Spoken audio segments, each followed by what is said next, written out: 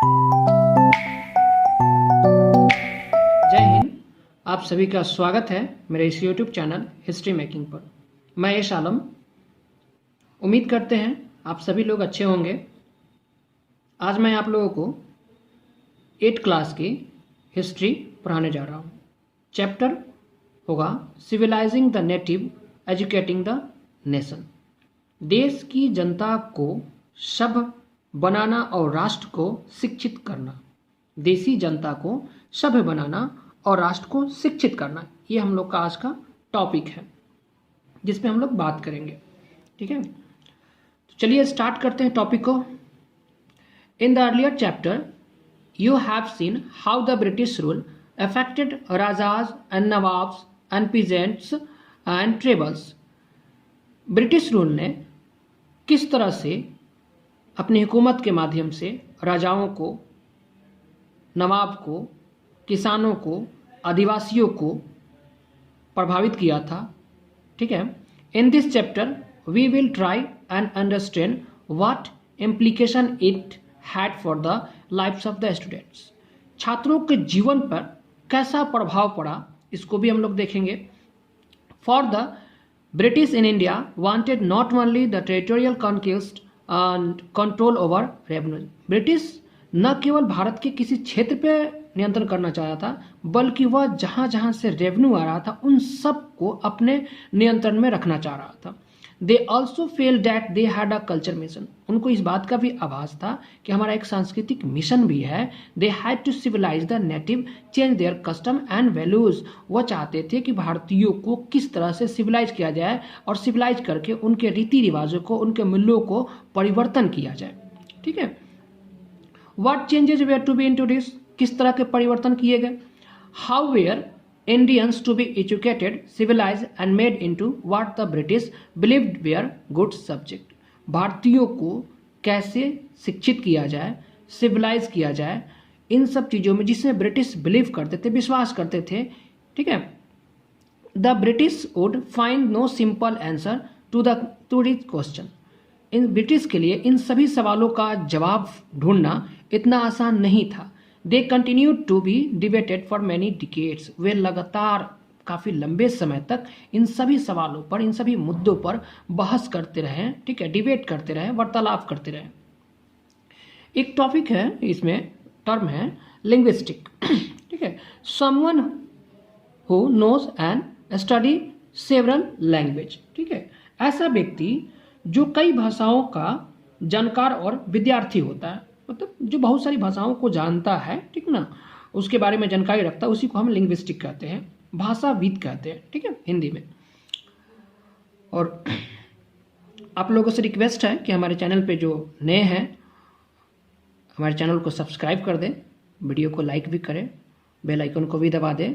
ठीक है, कि मैं जो भी नया वीडियो बनाऊं तो आपका इसका नोटिफिकेशन मिल जाए, और अपने दोस्तों के साथ ज़्यादा से ज़्यादा शेयर भी करें। आइए आगे देखते हैं। How the British Shaw education. अंग्रेज शिक्षा को कैसे देखते थे। ठीक है, अंग्रेज जो थे वो शिक्षा को किस नज़रिए से देखते थे। Let us at what the British thought and did and how some of the ideas of the education that we now take for the granted involve in the last 200 years. British शिक्षा के बारे में क्या सोचते थे, उनका नज़रिया क्या था, और जो शिक्षा समान रूप से हम देखते हैं 200 सालों में यह कैसे विकसित हुआ, कितना इसके लिए संघर्ष करना पड़ा। In the process of this inquiry we will also see how the Indians react to the British ideas. इस प्रक्रिया में हम यह भी देखेंगे कि जब इंक्वायरी हो रहा था तब ब्रिटिश जो थे, ब्रिटिश के विचारों पर भारतीय किस तरह से रिएक्ट कर रहे थे, उनका जवाब दे रहे थे, and how they develop their own views about the how Indians were to be educated. British अपने व्यूज को, अपने नज़रिए को विकसित कर रहे थे कि भारतीयों को किस तरह से शिक्षित किया जाए। ओवरऑल कहा जाए कि ब्रिटिश का ये एम था कि भारतीयों को सिविलाइज्ड और एजुकेटेड कैसे किया जाए, इसके लिए वो पूरा प्लानिंग करना चाह रहे थे। ठीक है, अब हम लोग का टर्म है द ट्रेडिशन ऑफ ओरिएंटलिज्म। ठीक है, प्रचायवाद की परंपरा। अब ओरिएंटलिज्म एक टर्म है, इस ओरिएंटलिज्म का मतलब क्या होता है, ठीक ना। ओरिएंटलिज्म का मतलब क्या होता है तो मैं बता दे रहा हूं कि एशिया की भाषा और संस्कृत का गहन ज्ञान रखने वालों को हम ओरिएंटलिज्म कहते हैं। जो एशिया के भाषाओं के बारे में, संस्कृति के बारे में गहन जानकारी रखते हैं, उसी को हम ओरिएंटलिज्म कहते हैं। ऐसे हम परिचयवाद कहते हैं हिंदी में। ठीक है, तो हम लोग समझते हैं ट्रेडिशन ऑफ ओरिएंटलिज्म है क्या। In 1783, a person named William Jones arrived in Calcutta. 1783 ईस्वी में एक व्यक्ति जिसका नाम है विलियम जोन्स, वह कलकत्ता में आते हैं। He had an appointment as a junior judge at the Supreme Court that the company had set up. उनकी नियुक्ति सुप्रीम कोर्ट में एक जूनियर जज के रूप में की जाती है कंपनी के द्वारा। In addition to being a expert in law, इसके अतिरिक्त वह लॉ के अच्छे जानकार थे। जॉन्स वाज लिंग्विस्टिक, जॉन्स जो थे भाषाविद थे, मतलब बहुत सारी भाषाओं को जानते थे। He had study the Greek and Latin at Oxford, वह ऑक्सफोर्ड से ग्रीक भाषा को, लैटिन भाषा को भी स्टडी किए हुए थे। न्यू फ्रेंच एंड इंग्लिश, साथ ही साथ फ्रेंच भाषा को, इंग्लिश भाषा को जानते। Had pickup Arabic from a friend, had also the learn Persian, अपने दोस्त से वह अरबी और पर्सियन को भी सीख लिए हुए थे। At Calcutta, he began spending many hours a day with the Pandits who taught him the subtleties of the Sanskrit language, grammar and poetry. वह कलकत्ता में पंडित के साथ, जो संस्कृत के विद्वान होते हैं, ज्ञानी होते हैं, उनके साथ काफ़ी लंबा समय, घंटों समय बिताते थे संस्कृत भाषा को समझने के लिए, संस्कृत की ग्रामर को समझने के लिए, उसकी पोएट्री को समझने के लिए, ठीक है, उसकी बारीकियों को समझने के लिए, जो श्लोक होता है संस्कृत की उसको समझने के लिए। ठीक है, Soon he was studying ancient Indian text on law, philosophy, religion, politics, morality, arithmetic, medicine and other sciences. शीघ्र ही वह भारतीय जो प्राचीन टेक्स्ट थे, किताबें जो थी, पुरानी किताबें, उसको पढ़ना शुरू कर दिए, स्टडी करना शुरू कर दिए, जिसमें लॉ था, फिलॉसफी था, रिलीजियन थे, पॉलिटिक्स था, मॉरलिटी, नैतिकता भी था, अर्थमेटिक, मेडिसिन, ये सारी किताबें, इन सभी किताबों को एक एक करके वह अध्ययन करना शुरू कर दिए। Jones discovered that his interests were shared by the many British officials living in Calcutta at that time. उस समय कलकत्ता में बहुत सारे ब्रिटिश अधिकारी रह रहे थे, उनका भी बहुत सारा रुचि था जो जॉन से शेयर कर रहे थे। जिस तरह से जॉन को बहुत सारे चीज़ों के बारे में जानकारी रखने में रुचि था, उसी तरह से और भी ब्रिटिश अधिकारी थे जो उनकी भी रुचि थी, जो कि जॉन से शेयर किए हुए थे। ठीक है, कि हम भी ऐसा करना चाह रहे थे। Englishmen like Henry Thomas, Colebrook and Nathaniel Hallett were also busy discovering the ancient Indian heritage. Henry Thomas, Colebrooke और नैथानियल हैलेट, ये दो व्यक्ति जो है ब्रिटिश हैं, ये भारत की विरासत को, जो प्राचीन चीज़ें थी, उसकी खोज करने में लगे हुए थे। ठीक है, mastering Indian language and translating the Sanskrit and Persian works into English. ठीक है, वह भारतीय संस्कृत भाषाओं को, अरबी को, जो अलग अलग भाषाओं में किताबें जो थी, उन सब चीज़ों को ट्रांसलेट करने में लगे हुए थे। वो इंग्लिश में ट्रांसलेट करना चाह रहे थे कि इंग्लिश में, क्योंकि ये लोग इंग्लिश अच्छे जानते थे, तो दूसरी भाषाओं को इंग्लिश भाषा में ट्रांसलेट करके उसे पढ़ना चाह रहे थे, उसको समझना चाह रहे थे। Together with them John set up a Asiatic Society of Bengal, साथ ही साथ बंगाल में उन्होंने एशियाटिक सोसाइटी का गठन किया। ठीक है, Asiatic Society of Bengal. Question पूछा जा सकता है, who organise the Asiatic Society of Bengal, तो हम कह सकते हैं जॉन्स। ठीक है, and start a journal call Asiatic researcher, उसमें जर्नल मतलब पत्रकारिता की काम करना शुरू किया गया, जिसको कहा गया एशियाटिक रिसर्चर। ठीक है, जो रिसर्च कर करके, हर चीज़ों को रिसर्च करके लाएंगे, वहां से बताया जाएगा। ठीक है, Jones and Colebrooke come to represent a particular attitude towards India. Jones और कॉलब्रुक जो थे, कॉलब्रुक, वो भारत के प्रति बहुत ही अच्छा, व्यक्तिगत रूप से उनकी अच्छी नज़रिया थी, मतलब बड़ा ही श्रद्धा से भारत को देखते थे जॉन्स और Colebrooke. They shared a deep respect for the ancient culture, उन्होंने इस बात को भी शेयर किया कि हम भारत के कल्चर को, भारत की आस्था को हम रेस्पेक्ट करते हैं, आदर करते हैं। Both of Indian and the West, हम भारत की संस्कृति को भी, वेस्ट की भी संस्कृति को भी हम सबको हम आदर करते हैं। ठीक है, Indian civilisation they felt had attained its glory in the ancient past. उन्होंने ये भी पाया कि भारत की जो सभ्यता है प्राचीन समय में काफी संपन्न था। ग्लोरी का मतलब फला फूला था, काफी आगे था, ठीक है। बट हैड सब्सिक्वेंटली डिक्लाइन, लेकिन धीरे धीरे यह पतन हो गया, ठीक ना। In order to understand India it was necessary to discover the sacred and legal texts that was produced in the ancient period. इस बात को अब जानना जरूरी हो गया कि प्राचीन समय में जो बहुत सारे जो किताबें थे, जो पवित्र ग्रंथ थे, उन सब को खोज किया जाए, उनको पढ़ा जाए। उससे पढ़ने से हमें भारत की विरासत के बारे में जानकारी मिलेगी, ठीक है। ये जॉन्स का इंटरेस्ट था, ठीक है। For only those text could revival the real ideas and laws of the Hindus and Muslim. भारत में खास करके हिंदू और मुस्लिम थे, और हिंदू अपनी टेक्स्ट बुक से चलते थे, हिंदू अपने ग्रंथों से चलते। जिस तरह से मुस्लिम अपने ग्रंथों से चलते थे, फॉलो करते थे, उसी तरह से हिंदू भी अपने ग्रंथों को फॉलो करते थे। तो विलियम जोन्स ने यह रियलाइज किया कि अगर हिंदू और मुस्लिम को समझना है, हमें इन पर शासन करना है, तो सबसे पहले इनके ग्रंथों को समझना पड़ेगा, इनके विचारों को समझना पड़ेगा, या किस तरह से अपने आप को ढालते हैं, कैसे अपने आप को मतलब प्रेजेंट करते हैं। तो सबसे पहले इनको ग्रंथों को समझा जाए कि इनका नजरिया क्या है, इनका व्यू क्या है।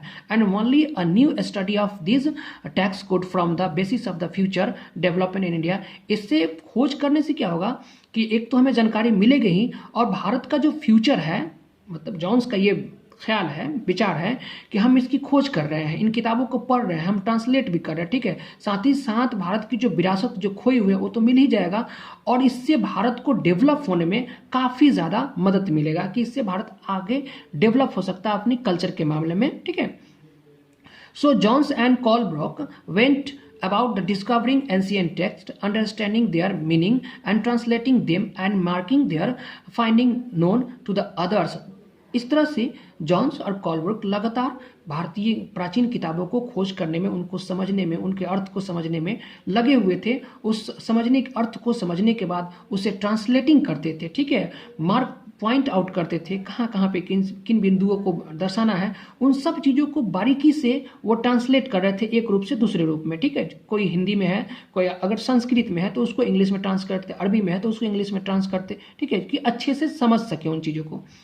This project they believed would not only help the British learn from the Indian culture। यह जो प्रोजेक्ट है ब्रिटिश को न केवल भारत के कल्चर को समझने में मदद करेगा, but it would also help the Indians rediscover their own heritage. बल्कि भारत को फिर से अपने विरासत को पुनः खोज करने में भी मदद करेगा। भारत जो प्राचीन समय में संपन्न था, गौरवफुल था, ठीक है, उस जो कि डिक्लाइन हो गया था, उसको आगे बढ़ाने में यह प्रोजेक्ट काफी मदद करेगा, ठीक है।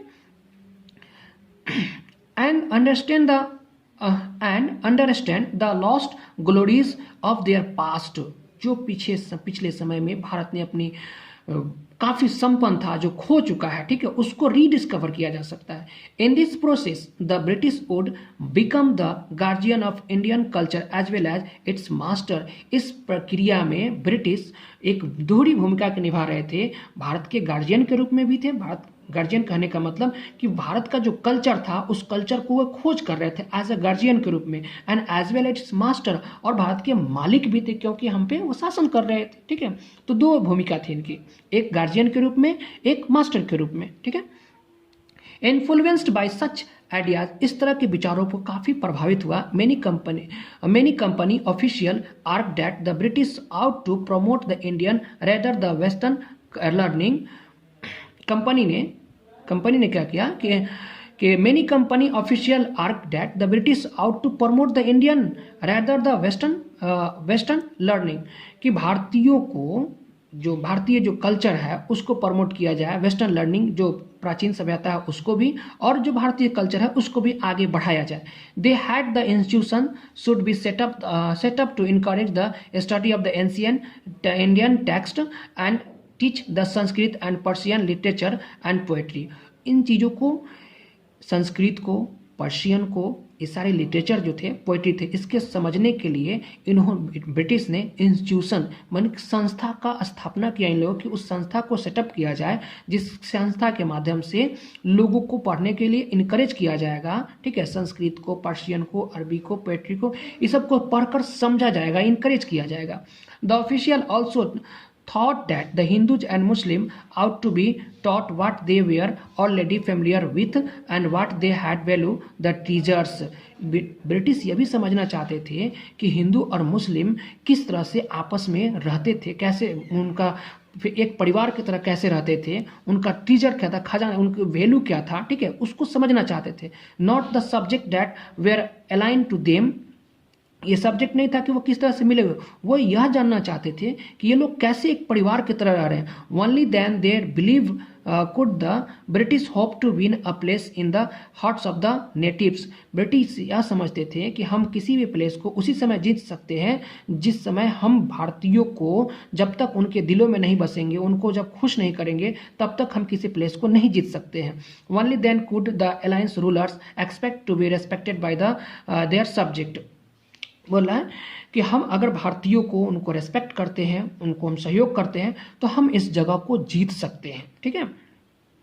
While this object in while view a madrasa was set up in the Kolkata in 1781 to promote the study of Arabic, Persian and Islamic law.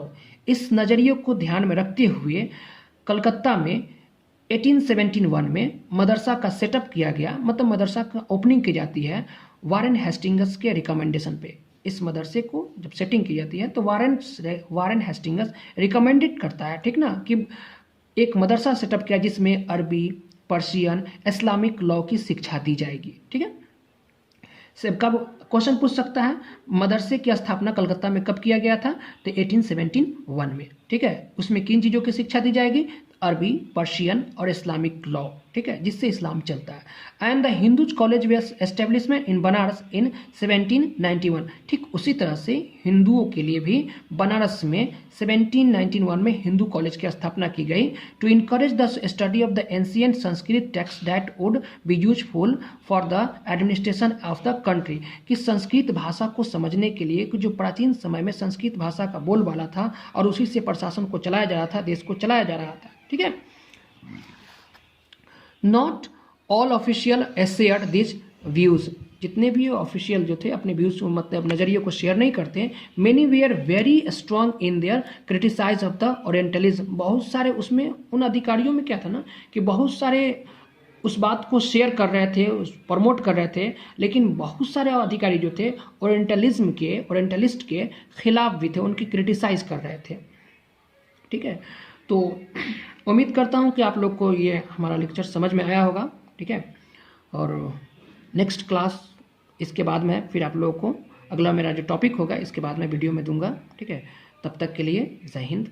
और आप लोग से रिक्वेस्ट है कि हमारे वीडियो को ज़्यादा से ज़्यादा लाइक करें, शेयर करें, ठीक ना, और दोस्तों के साथ शेयर करें, हमें आगे बढ़ने का मौका दें, ठीक। जय हिंद।